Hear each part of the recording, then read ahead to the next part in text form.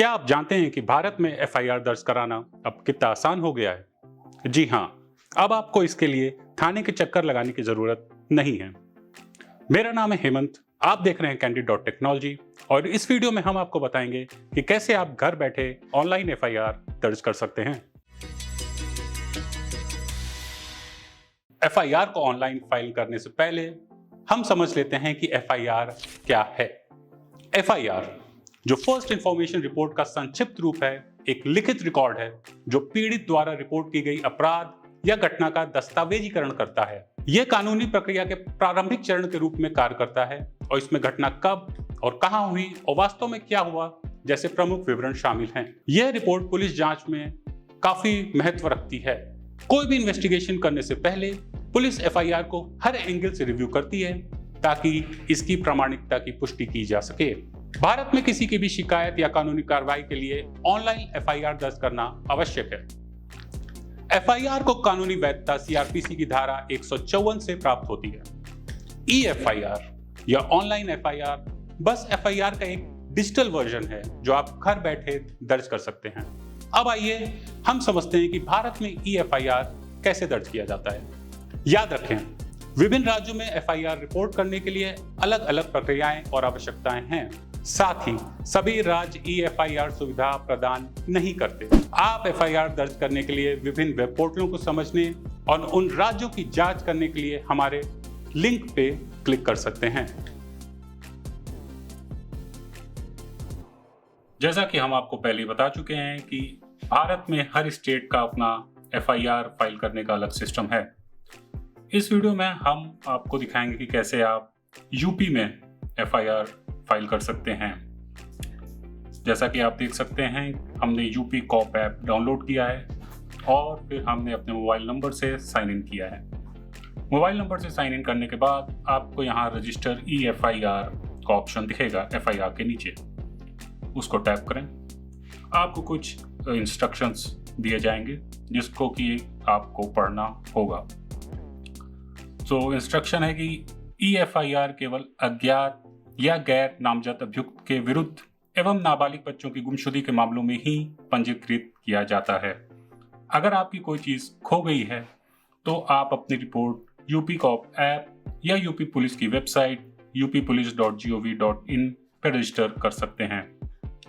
आपको अपना पूरा पता, मकान नंबर, ग्राम या मोहल्ला, थाना एवं जनपद के साथ एफआईआर करना अनिवार्य है।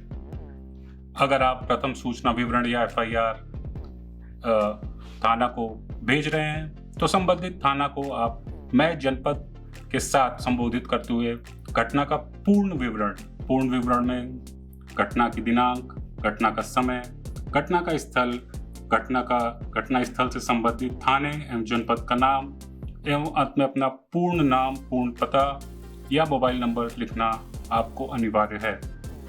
एफआईआर ऑनलाइन करने के बाद आपको उसका प्रिंट आउट निकालना होगा और प्रिंट आउट के बाद आपको साइन करके फिर से अपलोड करना होगा। अब हमने इंस्ट्रक्शंस पढ़ लिए हैं, अब आपको दिखाते हैं कि एफआईआर कैसे की जाती है। इंस्ट्रक्शंस पहले आप हटा दीजिए। अब यहाँ पे आपको कुछ बेसिक डिटेल्स मिलेंगे, जैसे कि अगर आपके साथ घटना हुई है तो आप सेल्फ पे जाएं। अगर आप किसी और के लिए एफआईआर कर रहे हैं तो फॉर समवन एल्स। उसके बाद आपका नाम, मोबाइल नंबर, ईमेल आपने रजिस्टर किया है तो ऑटोमेटिकली आ जाएगा। इसके बाद अपना आप एज लिखें, हम सैंपल ले रहे हैं। उसके बाद जेंडर, फिर फादर्स नेम और अपना करंट पता के साथ आप डिस्ट्रिक्ट, यूपी का आप कोई भी डिस्ट्रिक्ट डाल सकते हैं। डिस्ट्रिक्ट के बाद आपको अपने डिस्ट्रिक्ट का थाना पता होना चाहिए। तो आप डिस्ट्रिक्ट पे अगर जाएंगे तो उससे संबंधित थाने आपको पुलिस स्टेशन में मिल जाएंगे। ये रहा आपका एड्रेस। इसके बाद आपके साथ क्या घटना घटी उसके बारे में जानकारी देनी है। तो पहले आपके साथ घटना किस जिले में हुई, आप जिले पे जाएंगे। फिर जिले के किस पुलिस स्टेशन में हुई, आप उस पुलिस स्टेशन को सेलेक्ट करेंगे। फिर आपके साथ क्या घटना हुई उसकी जानकारी आप एफआईआर डिटेल्स में देंगे। जैसे कंप्लेंट टाइप को आप सेलेक्ट करें और इसमें आप देख सकते हैं कि fake currency note, theft, theft यानी चोरी, बर्गलरी यानी डकैती, किडनैपिंग या साइबर क्राइम या लूट। तो आप जैसे थेफ्ट सेलेक्ट करें एग्जाम्पल के तौर पे, फिर आपको सब टाइप, आप सब टाइप पे गए कि आपकी गाड़ी की चोरी, मोबाइल की चोरी, चेन की चोरी, पर्स की चोरी, बैग की चोरी। आपने पूरी जानकारी सेलेक्ट करने के बाद आपको FIR लिखना होगा। तो FIR लिखने के लिए आप FIR कॉन्ट्रैक्ट पे क्लिक करें और FIR कैसे लिखा जाता है इसके लिए यूपी पुलिस ने एक सैंपल EFIR दिखाया है। आप जैसे कि इस EFIR में देख सकते हैं कि शुरुआत में आपको ये FIR एड्रेस करना होगा थाना अध्यक्ष महोदय को, थाना और जनपद आपको लिखना होगा।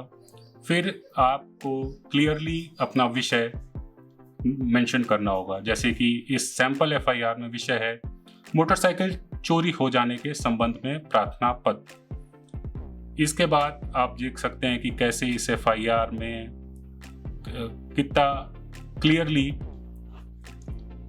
इसमें आपका सविनय निवेदन है कि प्रार्थी, यहाँ आप अपना नाम, निवासी, आप अपना पूरा एड्रेस, दिनांक, आपके साथ क्या क्या हुआ, जैसे इसमें है कि सेंट्रल बैंक ऑफ इंडिया में पासबुक अपडेट कराने गया था और फिर अपना motorcycle model, registration number, chassis number, engine number को बैंक के बाहर खड़ी करके बैंक के कार हेतु चला गया। आपको FIR में अपना पूरा डिटेल्स देना है। प्रार्थी जब बैंक का कार्य संपन्न होने के बाद बाहर आया तो उसे मोटरसाइकिल नहीं मिली। प्रार्थी ने आसपास तलाश किया परंतु मोटरसाइकिल का पता नहीं चल सका, जिससे प्रतीत होता है कि प्रार्थी की मोटरसाइकिल किसी अज्ञात व्यक्ति द्वारा चोरी कर ली गई है। आपको इसी तरह अपना पूरा पते के साथ, अपने पूरे नाम के साथ जितनी डिटेल हो सके आपको FIR में लिखनी है। अंत में आपको दिनांक लिखना है। प्रार्थी के बाद अपना हस्ताक्षर करेंगे, नाम लिखेंगे, पूरा निवास स्थान, थाना, जनपद और साथ में मोबाइल नंबर डालेंगे। इसके बाद आपको टैप करना है डाउनलोड FIR कंटेंट पे। इसके बाद FIR डाउनलोड हो जाएगा, फिर उसकी आप प्रिंट आउट निकालिए, उस FIR पे अपना साइन कीजिए। हस्ताक्षर वाला आपने कॉलम देखा था सैंपल FIR पे। साइन करने के बाद आपको वापस यहीं आना है और फिर से आपको अपलोड पिक्चर पे टैप करना है। अपलोड पिक्चर पे टैप करने के बाद अपना आप FIR अपलोड कीजिए और उसके बाद सबमिट पे क्लिक कीजिए। इसके साथ ही आपका FIR सबमिट हो जाएगा।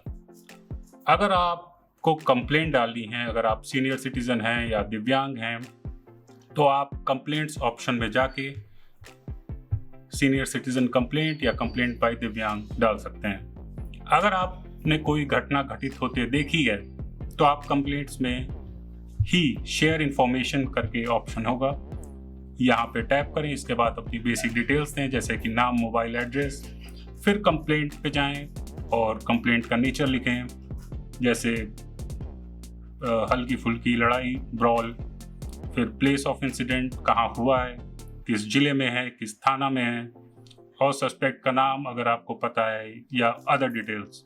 सारी डिटेल करने के बाद फिर आप अपना फ़ोटो अपलोड करें या अपनी रिकॉर्डिंग अपलोड करें और फिर सबमिट करने के बाद आपकी कंप्लेंट आसानी से सबमिट हो जाएगी। और ऐसे ही आप आसानी से उत्तर प्रदेश में यूपी कॉप ऐप के साथ अपनी EFIR फाइल कर सकते हैं। आपको हमारी वेबसाइट के आर्टिकल में हर स्टेट का ऐसा ही ऑनलाइन पोर्टल या ऐप मिल जाएगा। अब जैसा कि हमने देख लिया है कि EFIR कैसे करते हैं, अब हम आपको बताएंगे कि FIR करने से पहले कुछ बातों का ध्यान रखना होता है, जैसे कि कुछ संज्ञेय अपराधों या कि कॉग्निजिबल ऑफेंस, इसमें आता है चोरी, धोखाधड़ी, अतिक्रमण, छेड़खानी इत्यादि के लिए आपको औपचारिकताएं पूरी करने के लिए पुलिस स्टेशन जाना पड़ सकता है। विशिष्ट कार्य क्षमताएं और आवश्यकताएं राज्य पुलिस विभाग के आधार पर भिन्न हो सकती हैं, जैसे कि तेलंगाना में EFIR करने का सिस्टम अलग हो सकता है और उत्तराखंड में अलग। ऑनलाइन FIR आमतौर पर संज्ञेय अपराधों के लिए, जो कि हमने बताया था कॉग्निजिबल ऑफेंस के लिए होते हैं। यहाँ पुलिस बिना वारंट के आरोपी को गिरफ्तार कर सकती है ये सिर्फ गंभीर मामले होते हैं जहां पर फौरन एक्शन लेने की आवश्यकता होती है। अब आइए हम EFIR के लाभ को समझते हैं। सबसे पहला लाभ तो है सुविधा। आप कहीं से भी अपनी रिपोर्ट दर्ज कर सकते हैं और EFIR के लिए आपको पुलिस स्टेशनों की लंबी कतारों से बचाता है। दूसरा लाभ है पारदर्शिता। आप अपनी शिकायत की प्रगति को ट्रैक करने के लिए एक रेफरेंस नंबर प्राप्त कर सकते हैं और उसकी प्रोग्रेस चेक कर सकते हैं। अब आइए समझते हैं कि NCR क्या है। कई लोगों को FIR और NCR के बीच का अंतर पता नहीं होता, जिससे भ्रम पैदा होता है। इसके अलावा पुलिस चोरी हुई मामलों के लिए भी NCR दर्ज कर सकती है, जिससे पीड़ित के लिए मामले को और अधिक जटिल हो जाते हैं। IP की धारा 379 के तहत जब कुछ चोरी हो जाता है तो एक प्रथम सूचना रिपोर्ट दर्ज करनी होती है। हालांकि यदि कोई वस्तु खो जाती है तो इसके बजाय एक गैर संज्ञेय रिपोर्ट NCR दर्ज की जाती है। FIR के विपरीत NCR पुलिस स्टेशन रिकॉर्ड के भीतर ही रहता है और अदालत से अग्रेषित नहीं किया जाता। पुलिस NCR की सक्रिय रूप से जांच नहीं कर सकती, जैसा कि वो FIR के साथ करते हैं, जिससे थोड़ी गलतफहमी हो सकती है। NCR और EFIR के बीच का अंतर के मुख्य रूप है अपराध की गंभीरता और बाद की कानूनी कार्रवाई। जैसा कि हमने बताया, FIR में पुलिस को फौरन एक्शन लेना पड़ता है, पर NCR में पुलिस फौरन एक्शन नहीं लेती। NCR किसी भी व्यक्ति द्वारा दर्ज किया जा सकता है, जिसमें आमतौर पर घटना के सामान्य विवरण शामिल होते हैं। हालांकि NCR के आधार पर कोई जांच शुरू नहीं की जाती और पुलिस बिना वारंट या अदालत के आदेश के खिलाफ गिरफ्तारी नहीं कर सकती। NCR का मुख्य उद्देश्य दस्तावेजीकरण है, जो अक्सर खोई हुई संपत्ति या मामूली झड़पों जैसे मामलों के लिए उपयोग किया जाता है। इसके विपरीत EFIR पीड़ित या सूचक द्वारा दर्ज किया जाता है, जिसमें आरोपी का नाम, पता सहित विस्तृत जानकारी की आवश्यकता होती है। यह रिपोर्ट जांच शुरू करने से पहले ले ली जाती है, जिससे पुलिस बिना वारंट या अदालत के आदेश के खिलाफ कार्रवाई कर सकती है।